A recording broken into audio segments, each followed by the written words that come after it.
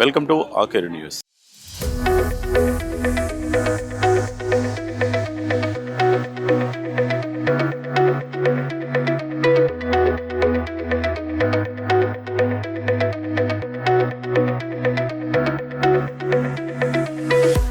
మనం ఇప్పుడు Telangana CM Revanth Reddy dream project Bharat future సిటీకి సంబంధించి ఒక గ్లోబల్ సమ్మిట్ జరిగిన ప్రాంతంలో ఉన్నాం.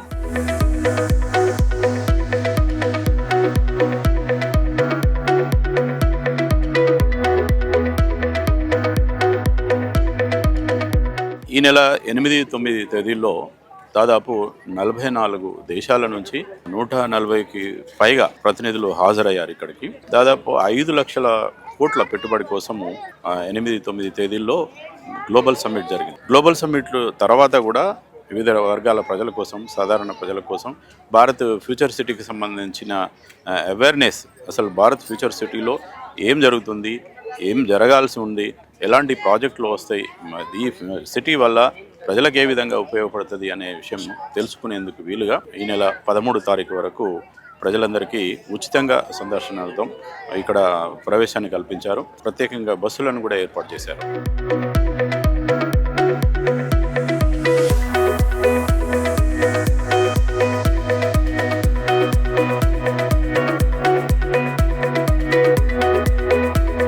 ఇక్కడ 13,500 ఎకరాల్లో ఈ భారత్ ఫ్యూచర్ సిటీని నిర్మించాలని అనుకుంటున్నారు. దాదాపు 6 ప్రత్యేకమైన జిల్లాలు, అర్బన్ జిల్లాలను ఏర్పాటు చేసి అందులో భాగంగా అంటే artificial intelligence, sports city, health city, అదేవిధంగా డేటా సెంటర్కి సంబంధించిన సిటీ, అదేవిధంగా ఎంటర్టైన్మెంట్ సిటీ, ఇట్లా దాదాపు 6 అర్బన్ జిల్లాలను ఏర్పాటు చేసి భారత్ ఫ్యూచర్ సిటీని నిర్మించబోతున్నారు.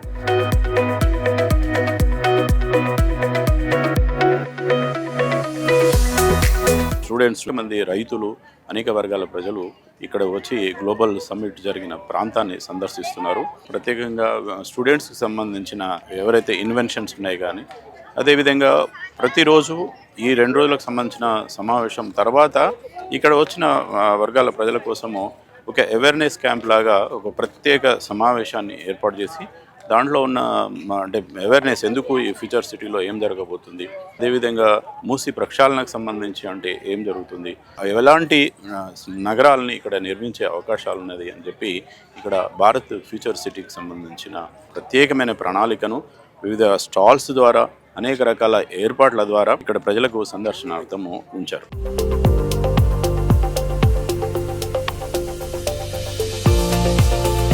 ప్రముఖ జర్నలిస్ట్, ప్రకృతి ప్రేమికుడు, ప్రకృతి వ్యవసాయాన్ని ప్రయోగశాలగా చేసి ప్రపంచానికి వ్యవసాయం ఎట్లా చేయాలో ఆదర్శంగా నిలిచి చూపిస్తున్న పిట్టల శ్రీశైలం గారు ఉన్నారు.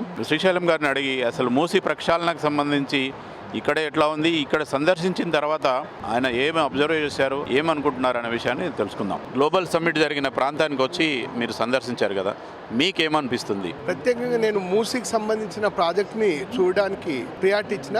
ఇక్కడ వీళ్ళు మూసీ నది మీద ఏదైతే కొత్తగా రిజర్వేషన్ చేద్దామనుకుంటున్నారో అది రిజర్వేషన్ మాత్రం ఇక్కడ అవపడతలేదు, ఇది ఓన్లీ బ్యూటిఫికేషన్ మాత్రం అవపడుతున్నది. అంటే మీరు ఒక డిస్ప్లే చూసి అటు ఎట్లా నిర్ధారణకు వస్తారు? అంటే వాళ్ళు చెప్పిన సబ్మిట్లో చెప్పిన అంశాలు కనుక మనము తీసుకుంటే వాళ్ళ దాంట్లో 50 ఎస్టీపీలు నిర్మించి ఇక్కడ మురికిని శుద్ధి చేస్తామని అంటారు. నిజానికి హైదరాబాద్లో వచ్చేది మురికి కాదు, దాదాపు 2750 ఎంఎల్ నీరు రోజు బయటకు వస్తుంది. వాళ్ళు చెప్తున్న 50 ఎస్టీపీలు ఏవైతున్నాయో ఆ 50 ఎస్టీపీలు నామకే వాస్తగా 1450 ఎంఎల్ నీళ్ళు మాత్రమే శుద్ధి చేయగలుగుతుంది. మిగతా ఏవైతే నీళ్ళు ఉన్నాయో అవి మళ్ళీ ట్రీట్మెంట్ అయిన తర్వాత మళ్ళీ మూసిలో కలుస్తాయి, దానివల్ల ప్రయోజనం లేదు. డౌన్ స్ట్రీమ్ రైతులుగా మేము కోరుకునేది ఏంటంటే ఏదైతే శుద్ధి చేస్తారో అందులో రసాయనాలు శుద్ధి కావు, కేవలము మురికి మాత్రమే శుద్ధి అవుతుంది. మేమేమంటే డొమెస్టిక్ ట్రీట్మెంట్ కాకుండా ఎఫ్లెంట్ ట్రీట్మెంట్ చేయాలని కోరుకుంటున్నాం.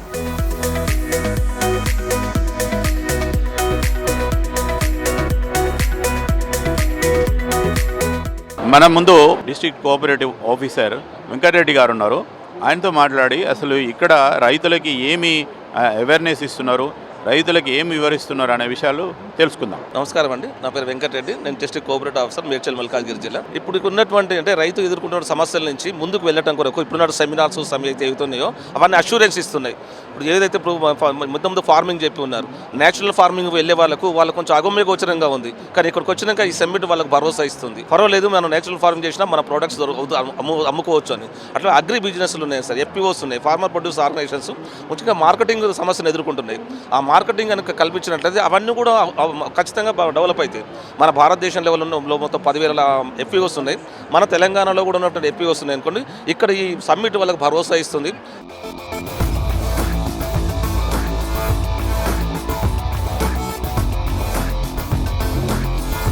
చందుపట్ల జీవన్ రెడ్డి ఇప్పుడు మనతో ఉన్నారు. నమస్తే. నమస్తే.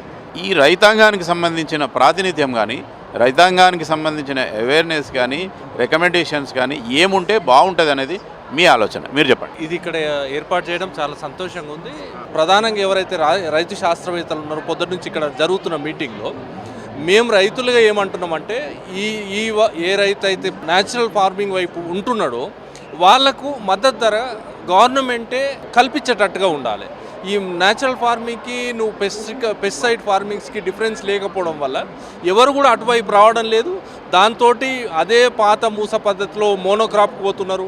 ఆ మోనోక్రాప్కి పోవడం వల్ల సాయిల్ డిటీరియేట్ అవుతుంది. ఆ వాడిన పెస్టిసైడ్సే వాడుతూ ఉన్నారు. ఇవాళ సమావేశం జరిగింది కదా, ఈ సదస్సులో అంటే ఈ సమావేశంలో ఇట్లాంటి అంశాలు మీరు లేవనెత్తారు? అక్కడ లేవనెత్తడం జరిగింది. ఇక్కడ జీవి రామాంజనేయులు గారి అధ్యక్షతన మీటింగ్ జరిగినప్పుడు ప్రభుత్వమే దీనికి సంబంధించిన పూర్తి బాధ్యత వహించాలని చెప్పి మేము వాళ్ళని రిక్వెస్ట్ చేయడం జరిగింది. వాళ్ళు దాన్ని గవర్నమెంట్కి కన్వే చేస్తామని చెప్పింది.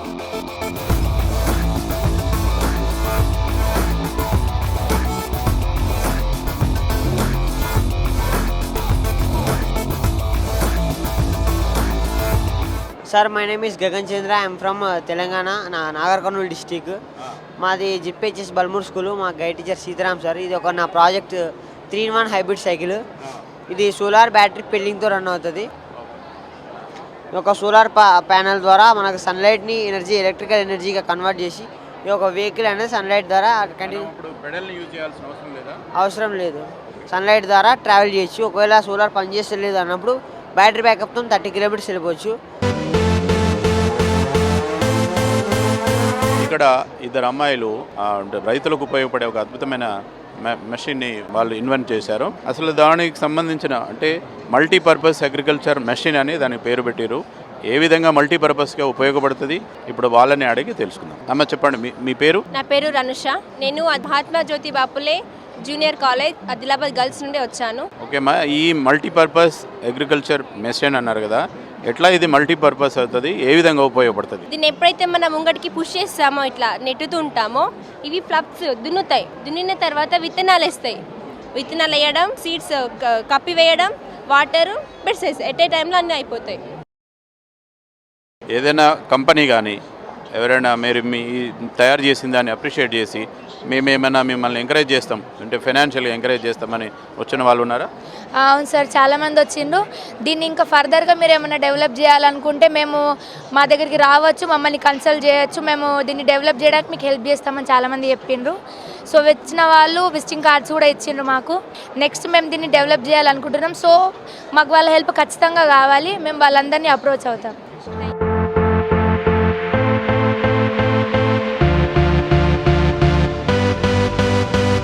నమస్తే అండి. నమస్తే సార్. తెలంగాణ చెప్పండి, అసలు ఏమి అబ్జర్వ్ చేశారు, ఎందుకు వచ్చారు మీరు? నా పేరు చలం, నేను రియల్ ఎస్టేట్ వ్యాపారిని. నేను జేబీ ఇన్ఫ్రాలో చేస్తున్నాం. ఓకే. సో ఒక మంచి ప్రాజెక్ట్ని తీసుకొచ్చారు. ఇంకోటి చెప్పాలంటే 3 లక్షల కోట్లు మనకి పెట్టుబడులుగా వస్తాయని చెప్పారు. కానీ 3 కాదు, 5.75 లక్షల కోట్లు పెట్టుబడులు రేవంత్ రెడ్డి గారు ఇవాళ తీసుకురాగలిగారు. That is the future city. ఇలా ప్రపంచం మొత్తం మన తెలంగాణ వైపు చూస్తుంది, మన వైపు చూస్తుంది, మన హైదరాబాద్ వైపు చూస్తుంది అని అంటే అది చాలా ఆనందంగా ఉంది.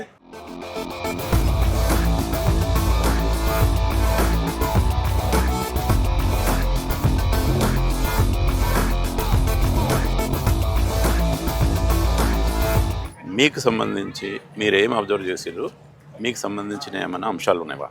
మేము కాలేజ్ ఆఫ్ వెటనరీ సైన్స్ నుంచి వచ్చాము. Final year students, Rajendra Nagar. అంటే లైఫ్ స్టాక్ని ఎలా డెవలప్ చేయాలి, ఎలా ఇంప్రూవ్ చేయాలి, ఓవరాల్గా తెలంగాణ మొత్తం గ్లోబల్లో యానిమల్స్ గురించి కానీ నార్మల్గా ఫార్మర్స్కి ఉపయోగపడేటట్టు యానిమల్ హస్బెండరీని కానీ ఎలా డెవలప్ చేయాలి, అగ్రికల్చర్ గురించి ఎలా డెవలప్ చేయాలి, అగ్రికల్చర్ ఇంకెలా డెవలప్ చేస్తే ఫార్మర్స్కి అంతా యూజ్ అవుతుంది, దాని గురించి బాగా చెప్పారు. నమస్తే అండి. నా పేరు ఎం శివరామకృష్ణ, అత్తాపూర్, రాజేంద్ర నగర్, ఓకే, రంగారెడ్డి జిల్లా నుంచి వచ్చాను నేను. ఇక్కడికి అంటే ఏమి చూద్దామని వచ్చిండ్రు, ఏం చూసారు? తెలంగాణకి ముఖ్యమంత్రిగా ఉన్న రేవంత్ రెడ్డి గారు ఎప్పటి నుంచో ఈ గ్లోబల్ సమ్మిట్ ఆయన మైండ్లోకి వచ్చిన దగ్గర నుంచి ఆయన అనేక రకాలుగా మాట్లాడడం, అది విని ఆయన ఎలా చేస్తారు, ఏ విధంగా ముందుకు వెళ్తారు అని చూద్దామని వచ్చాము. ఇదంతా చూసిన తర్వాత ఆయన మీద మాకు సంపూర్ణమైన విశ్వాసం కలిగింది.